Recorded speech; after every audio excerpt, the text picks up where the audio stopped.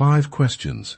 That is what separates the buyer who walks out of the dealership with the right truck for their operation from the buyer who walks out with a truck that the spec sheet does not fully reveal until 18 months and 40,000 miles later. This channel has published 98 videos comparing the Peterbilt 579 against every major Class 8 competitor, the Freightliner Cascadia, the Kenworth T680, the Mack Anthem, the Tesla Semi, every financial model, every fuel economy comparison, every resale calculation, distilled into 5 questions, the exact questions that determine whether the truck on the lot is the right truck for your specific operation, questions the salesman is not required to answer proactively, and that most first-time buyers do not know to ask.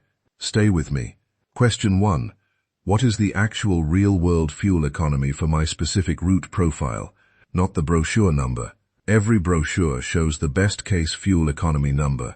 The EPIQ package helps the truck achieve fuel economy of over 10 mpg, an improvement of 14% over previous models. That number is real and achievable, but it requires specific conditions. Highway-dominant routes, full EPIQ specification, disciplined speed management, Balkamp Inc. The Freightliner Gen 5 Cascadia's up to 10 plus mpg in optimized configurations claim requires the same kind of qualification this channel has documented extensively. The certified improvement over the previous generation is 9%, producing a real-world average closer to 7.74 miles per gallon for typical operation.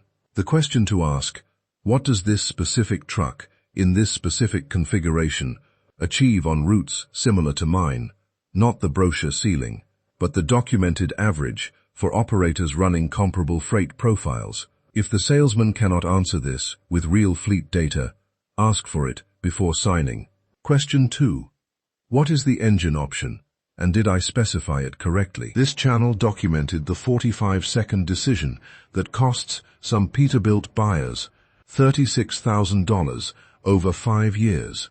The PACCAR MX-13 versus Cummins X15 checkbox.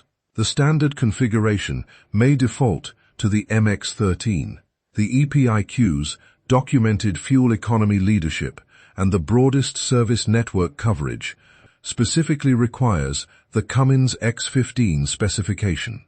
The question to ask, which engine is in this specific truck, and does it match the specification that produces the fuel economy and service network advantages I am buying this truck for?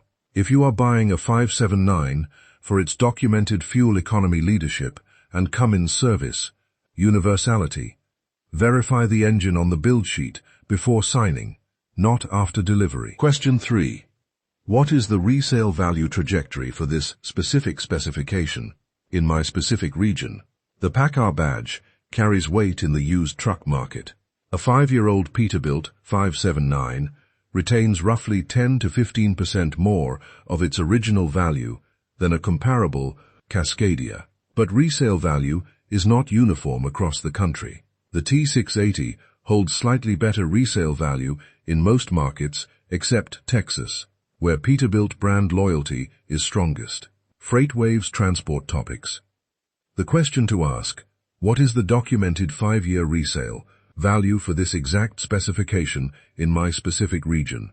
Not the national average, not the manufacturer's projection, but the actual transaction data from the regional used truck market where I would sell this truck. A dealer with access to regional auction and private sale data can answer this.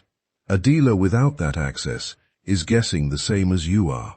Question 4.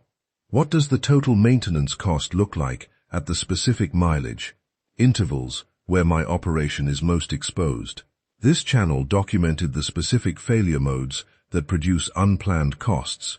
The DT12, transmission hesitation, the DEF system failure pattern, the DPF replacement cycle, the after-treatment system events that arrive as $4,000 to $22,000 surprises. The question to ask, what is the documented maintenance cost profile for this specific engine?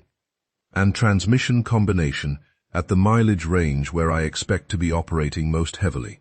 Not the manufacturer's warranty period maintenance schedule, but the actual cost pattern that owner-operators report at 300,000, 400,000, and 500,000 miles. If the dealer cannot connect you with current owners running comparable specifications, that absence of transparency is itself useful information. Question 5. What is my actual break-even cost per mile with this specific truck? At current rates, on my actual routes. Know your break-even cost per mile. That is not motivational talk. It is math. Richie Bros. The question to ask before signing anything. With this specific truck's documented fuel economy, this specific financing rate, this specific insurance quote, and this specific maintenance reserve, what is my break-even rate per mile? And does that break-even rate leave enough margin above current freight rates in my specific lanes to generate the income I need? This is the single most important question, and the one most first-time buyers never run before signing. The salesman's job is to sell the truck on the lot. Your job is to know whether that truck, at its actual documented cost structure, produces a viable business at the rates you can actually secure. Here is the complete picture. 5 questions. Real-world fuel economy for your route profile. The correct engine specification for the advantages you are buying the truck for. Regional resale data, not national averages. Maintenance cost patterns at your specific operational mileage, and your actual break-even rate per mile before you sign anything. The buyer who asks these 5 questions and gets real answers, not brochure language, is the buyer who is positioned to make a financially sound decision regardless of which truck they ultimately choose. The buyer who skips them is betting on outcomes that this channel has spent 98 videos documenting in painful financial detail. If this channel gives you the questions before the signature, rather than the analysis after the subscribe.